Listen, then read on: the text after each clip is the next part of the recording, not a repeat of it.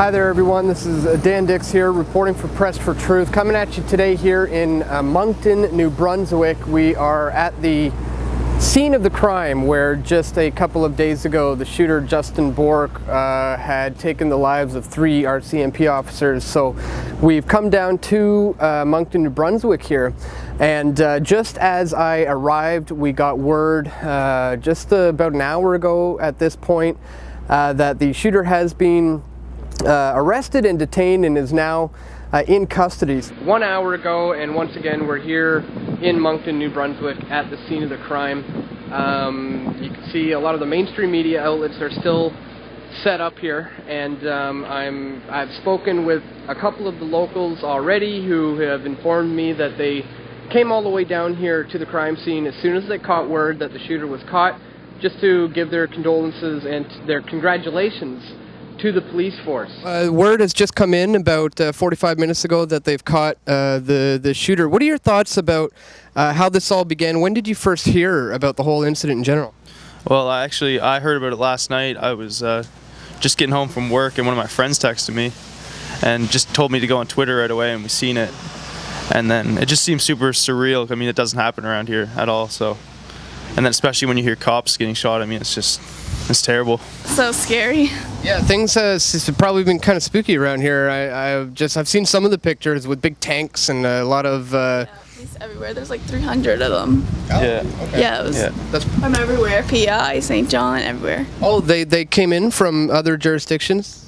Here too, but they just came for backup and help. What's the security been like? I've heard that people are not allowed to leave their homes. Yeah. There was a huge area sanctioned off for.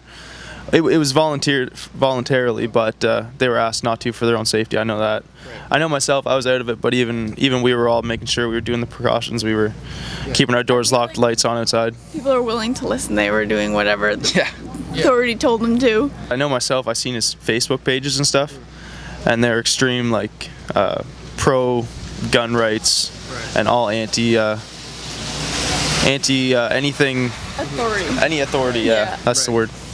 And what are your views on the gun rights in general? Some people are wondering about if people should be able to defend themselves against a lone crazy nut with a gun if they were armed with guns. Do you think people should be able to have guns around here in Moncton?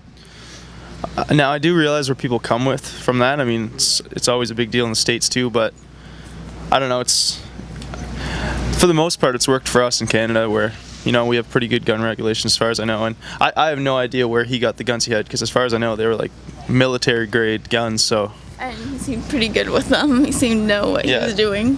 Facebook wall, just all about guns and like gun rights and like it was bad. And what brought you guys down here tonight? Just actually wanted to come and say thanks to the cops. I mean, they did a fantastic job, and they're the real heroes in all of this. So. Yeah. And I mean, I know. Well, I can't say I know what it's like, but I'm sure the 3 that did pass away, I'm sure they were all friends, and that's got to be a terrible feeling. So. Yeah. Now it is incredibly important to be very weary of what sorts of solutions that will be called for as a result of this. We know that the media will often try to demonize the idea of you having a gun to protect yourself. But if we can judge from what these types of mainstream media outlets have suggested in the past, certainly I don't know if they're going to be looking into the history of why somebody like this becomes so violent, and whether or not that people like this are on prescription drugs that could lead to this type of behavior. There are a whole number of things, and it's often a whole factor of things. It's not just any one thing, but we have no doubt that the mainstream media will try to demonize the Patriot movement, who have a very legitimate concern with authority abusing their power, and with authority abusing their control, and with using these types of events as excuses to push forth their own agendas. And we know that there has been an agenda taking place all over the world to disarm the world.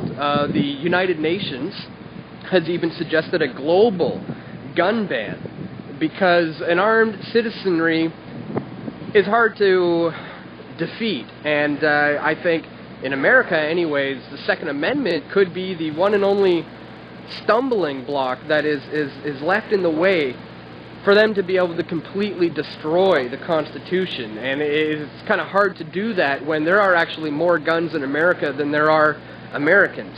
Now obviously it's not quite the same here in Canada, but Canadians also, I feel, should have the right to protect themselves and their families if they choose to do so. I've just been informed that there will be a press conference being held tomorrow morning, which I will be in attendance at, and hopefully I'll be able to get some interviews with some of the locals. It is 3 a.m. Here in the morning here in Moncton, so it's difficult to get people to talk to right now. As you can see, it's raining out, and it's kind of cold and rainy and 3 o'clock in the morning here at the crime scene. However, I will be attending the press conference in the morning, and I'll update you guys as best as I can. So it is now 8 a.m. and we're out front of Crown Plaza here in Moncton, New Brunswick, where the police just finished up with their press conference. I managed to speak with one of the RCMP officers who was suggesting that this is all about the anti-gun, anti-authority, anti-police, anti-government conspiracy theory type people, and I managed to ask him what his state of mind was upon his capture and whether or not he was on any kind of psychotropic drugs. One of the things that I heard from media from away over the last 24 hours is they can't believe how the community locked down and shut down.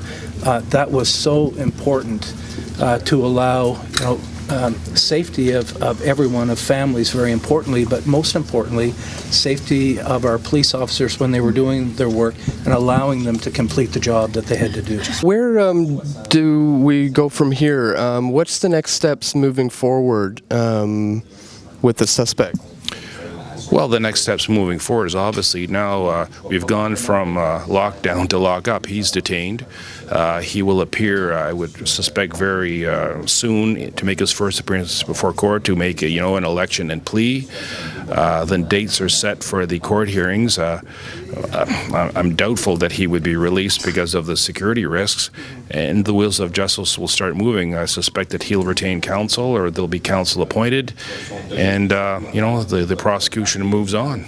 Was there any indication as to his state of mind when he was captured? Did we know if there was any involvement with any kind of psychotropic drugs or prescription drugs or anything? I don't have that information. I mean, I know that they've determined subsequently that he was on some sort of a group called Free Man, which is, I guess, an anti-gun control, anti-authority type of an organization. But the indications are that he didn't have a very, very close affiliation with this group. So, as I was saying previously, this individual is really off the radar, and that's almost scarier than knowing about it. So fear of the unknown is always a concern. How do you take action to protect yourself? So the RCMP, along with the media here in Moncton, have been focusing on the anti-gun, anti-government angle, as well as the fact that Justin Bourque was a gun enthusiast. The question I keep hearing come up is whether or not he should have been able to obtain any of these weapons. Meanwhile, the questions we should be focusing on are the psyche of the individual. How does somebody become so violent in society? Was he on psychotropic drugs? How do we get to the bottom of this so it does not happen again? Just as there is no one cause of mass shootings, there is also not one answer. A combination of living in a culture of violence, which promotes antisocial behavior, the destruction of traditional family and moral values, and added stresses of life have created the perfect storm for a culture of children who may become mentally ill or seek violent antisocial outlets such as murder. Only through a thorough examination of the zeitgeist of contributing issues in our culture can we better understand the balance of public safety and constitutional rights.